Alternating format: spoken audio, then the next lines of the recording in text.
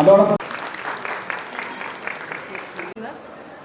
ആദ്യം എന്നെ വോട്ട് ചെയ്ത് ജയിപ്പിച്ച നമ്മുടെ ഇവിടുത്തെ സമുദായത്തിലെ അംഗങ്ങളെല്ലാവരും പാർട്ടി നോക്കാണ്ടും ചിഹ്നം നോക്കാണ്ടുമാണ് വോട്ട് ചെയ്തേക്കണതെന്ന് എനിക്കറിയാം.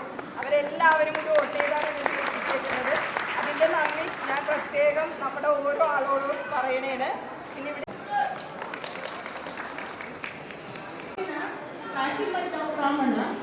निमित्त खूप खूप धन्यवाद. तशीच आता काशी मठांत आमगेले फेब्रुवारी 11, 12, 13, 14, 15 आणि 15 तारीखपर्यंत काशी मठाचे पुनर्निर्माणाचे एक सांकेतिक कार्यक्रम जाते आसा. त्यासाठी तुम्ही सगळे लोकांक थंय येवंक म्हणून आमगे विनंती आसा.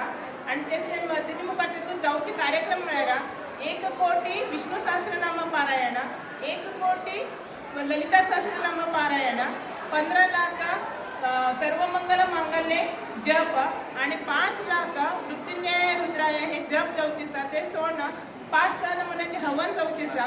त्या दिवसाक तुम्ही थंय येवन त्या कार्यक्रमात तुम्ही सहभागी जावन खूप तुम्ही सहयोग दिवंक अशी आमची विनंती आसा. त्याची नंतर बी थंय खूप कार्यक्रम जावचे आसात. त्याची नंतर बी तुम्ही थंय येवन तुमकां पुरे सहयोग दिवंक अशी तुमकां विनंती करता. धन्यवाद.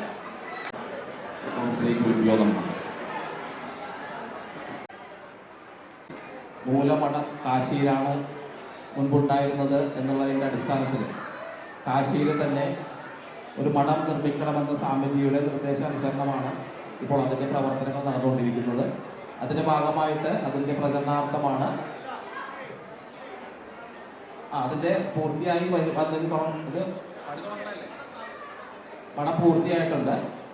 അപ്പോൾ നമ്മുടെ കാലടിയിൽ നിന്നും ഇതിൻ്റെ ഒരു പ്രചരണാർത്ഥം നമ്മൾ കാശി വരെ സ്വാമിജിയുടെ പാദയാത്ര നടന്നിരുന്നു.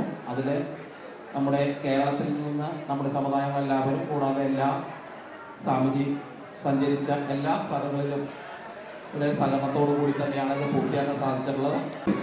സ്വാമിജി നമ്മളെല്ലാവരെയും നേരിട്ട്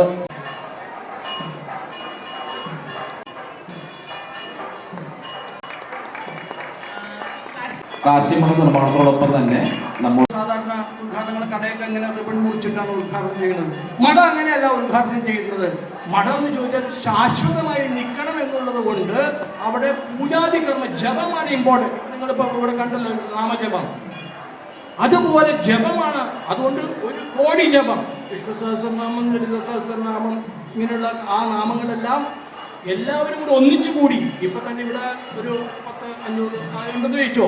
ഈ 500 പേര് ചൊല്ലിയപ്പോൾ ഈ നാമജപം കേട്ടപ്പോൾ നമുക്കുണ്ടായ ഒരു സന്തോഷം, നമ്മുടെ കുടുംബത്തിലുണ്ടായ അല്ലെങ്കിൽ ദുഃഖങ്ങൾ, നമുക്കുള്ള ദുഃഖങ്ങൾ, രോഗങ്ങൾ എല്ലാം മറന്നുപോയിട്ടാണ് നമ്മളിവിടെ ഇത്ര നേരം ഇരുന്നത്. അപ്പോൾ വിശപ്പോലും അറിഞ്ഞില്ല. അപ്പൊ അങ്ങനെയുള്ള ഒരു നാമജപം ഇവിടെ നടക്കുമ്പോൾ 1 കോടി നാമജപം എല്ലാവരും കൂടി ഇരുന്ന് ജപിച്ച് എങ്ങനെ ഉണ്ടാവും നമുക്ക് ആലോചിക്കാൻ പോലും പറ്റില്ല. അപ്പോ ഇനി അത് അവിടെ കാശി ചെല്ലാൻ പറ്റിയില്ലെങ്കിലോ, അതെല്ലാം ഈശ്വരൻ എപ്പോൾ നിശ്ചയിക്കുമ്പോൾ അപ്പം നമ്മൾ കാശിയിൽ എത്തുള്ളൂ. പക്ഷെ കാശിയിൽ ഇങ്ങനെ ഒരു കാര്യം നടക്കുന്നുണ്ട്, നമുക്കൊരു മഠമുണ്ട് കാശിയിൽ, അവിടെ ഇങ്ങനെ ഒരു ജപം നടക്കുന്നുണ്ടെന്ന് 11-ാം തീയതിയാണ് എന്ന് ഓർത്താൽ അത് തന്നെ അനുഗ്രഹമാണ്. അപ്പൊ ആയതുകൊണ്ട് അത് സ്വാമിജി പറഞ്ഞു ഇപ്പോൾ വാട്സാപ്പിൽ അതിലൊക്കെ ഇട്ടാൽ എല്ലാവരും പലരും വായിക്കില്ല. ആയതുകൊണ്ട് മഠത്തിൻ്റെ പ്രതിനിധികൾ അവിടെ ചെന്ന് അവരെ ഓരോരുത്തരെയും പ്രത്യേകം കണ്ട് ക്ഷണിക്കണമെന്ന് പറഞ്ഞു. അപ്പം ഇവർ ഭാഷ പറഞ്ഞു കഴിഞ്ഞാൽ നേരത്തെ പറഞ്ഞ പോലെ ഭാഷ പറഞ്ഞു കഴിഞ്ഞാൽ മനസ്സിലാവാത്തതുകൊണ്ട് ഞാനും കൂടി വരേണ്ടി വന്നു. ഇവിടെ ഉത്സവത്തിനൊക്കെ ഞാൻ വന്നിട്ട് കാലം മറന്നുപോയി. അനേക വർഷം